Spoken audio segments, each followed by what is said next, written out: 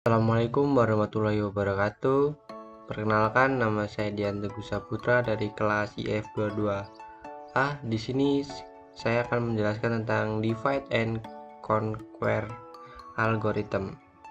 Jadi, pengertian dari divide and conquer adalah paradigma algoritma yang melibatkan pemecahan masalah menjadi submasalah yang lebih kecil, penyelesaian independen dari setiap submasalah tersebut, dan penggabungan solusi-solusi tersebut untuk memecahkan masalah asli. Pendekatan ini sering digunakan dalam algoritma dan pemecahan masalah komputasional untuk meningkatkan efisiensi. Dan untuk cara kerja dari algoritma divide and conquer itu ada tiga macam, ada tiga langkah. Yang pertama ada divide, yang kedua ada conquer, yang ketiga ada combine.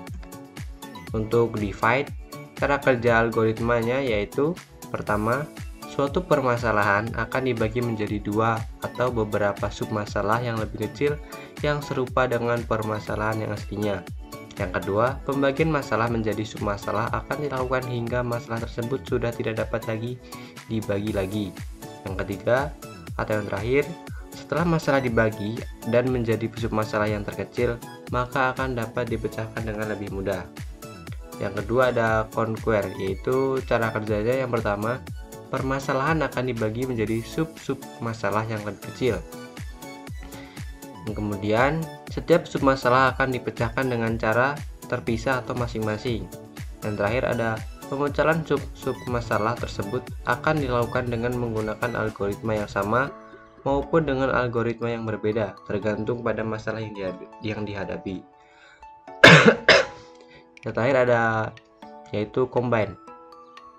Cara kerja combine atau menggabungkan hasil solusi yang ada dengan cara melakukannya yaitu yang pertama, memecahkan masalah menjadi beberapa submasalah. Kemudian dicari solusi dari kemudian submasalah tersebut.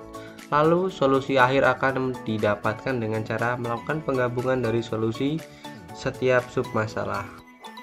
Dan untuk kelebihan algoritma divide and conquer yaitu pertama adalah kelebihan dalam skalabilitas, yaitu dapat digunakan untuk menyelesaikan masalah yang memiliki ukuran berbeda, mulai dari masalah kecil sampai pada masalah yang sangat besar. Yang kemudian ada kelebihan pada dalam modularitas, yaitu memiliki struktur modular yang memungkinkan suatu masalah akan dapat dibagi menjadi beberapa submasalah yang lebih kecil dan terpisah. Yang ketiga ada kelebihan dalam efisiensi, yaitu algoritma ini dapat menghasilkan solusi yang lebih efisien jika dibandingkan dengan algoritma lainnya. Yang terakhir ada kelebihan dalam segi akurasi, karena metode ini dapat menghasilkan solusi yang lebih akurat dibanding jika menggunakan metode jenis lainnya. Selanjutnya yaitu kekurangan algoritma divide and conquer. Yang pertama overhead, karena banyak pemanggilan fungsi-fungsi rekursif yang diperlukan sehingga menghasilkan overhead yang cukup tinggi serta waktu eksekusinya menjadi lebih lama. Yang kedua ada penggunaan memori yang lebih besar, terutama apabila submasalahnya berukuran besar. Tentunya hal ini akan berpengaruh pada kinerja sistem dan juga dapat membatasi skala pemecahan masalah. Yang ketiga adalah kesulitan pemrograman, yaitu sebab apabila konsepnya tidak dipahami dengan baik, maka penerapan algoritma ini bisa menjadi sulit diprogram. Yang terakhir ada kesulitan analisis. Analisis terhadap kinerja algoritma ini bisa menjadi lebih sulit jika dibandingkan dengan metode yang lain, karena melibatkan cukup banyak pemanggilan rekursif dan pembagian masalahnya menjadi submasalah yang lebih kecil, maka dapat menyebabkan masalah dalam proses optimasi. Beberapa algoritma standar yang termasuk dalam jenis algoritma divide and conquer. Yang pertama ada pencarian binder. Pencarian binder adalah algoritma pencarian pada setiap langkah. Algoritma membandingkan elemen masukan X dengan nilai elemen tengah dengan array. Jika nilainya cocok, kembalikan indeks tengah. Sebaliknya, jika X lebih kecil dari elemen tengah, maka algoritma akan berulang ke sisi kiri elemen tengah. Jika tidak, maka algoritma akan berulang ke sisi kanan elemen tengah. Yang kedua ada quicksort, adalah algoritma pengurutan. Algoritma ini memilih elemen pivot, mengatur ulang elemen array sedemikian rupa sehingga semua elemen yang lebih kecil dari elemen pivot yang dipilih berpindah ke sisi kiri pivot, dan semua elemen yang lebih besar berpindah ke sisi kanan. Terakhir, algoritma secara rekursif, pengurutan subarray di kiri dan kanan elemen pivot. Yang selanjutnya ada merge sort, merupakan algoritma juga pengurutan. Algoritma ini membagi array menjadi dua bagian, mengurutkannya secara rekursif, dan akhirnya menggabungkan dua bagian yang diurutkan.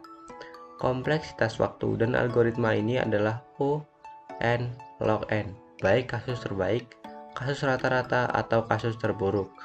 Kompleksitas waktunya dapat dengan mudah dipahami dari perulangan yang disamakan dengan rumus yang di bawah.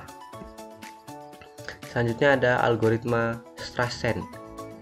Algoritma Strassen merupakan algoritma yang efisien untuk mengalihkan dua matriks. Cara sederhana untuk mengalihkan dua matriks membutuhkan 3 loop bersarang dengan ON pangkat 3. Algoritma Strassen mengalihkan dua matriks dengan ON pangkat 2.8974 second.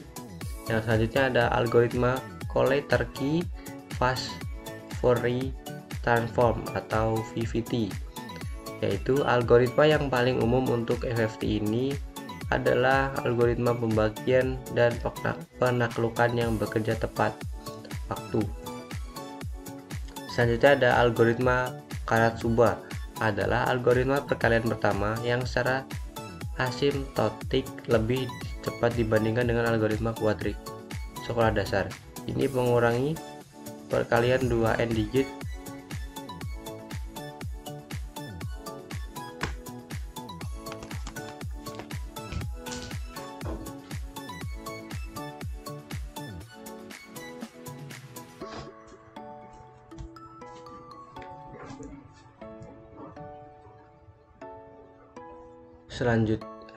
Selanjutnya ada algoritma Karatsuba, adalah algoritma perkalian pertama yang secara asimptotik lebih cepat dibandingkan dengan algoritma kuadrik atau skala dasar.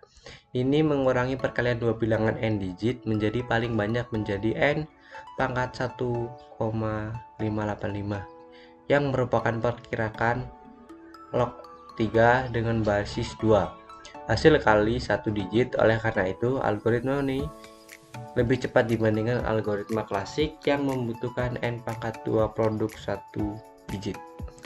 Sekian untuk presentasi yang saya bisa jelaskan tentang algoritma divide and conquer. Untuk kurang lebihnya saya mohon maaf. Saya akhiri, wassalamualaikum warahmatullahi wabarakatuh.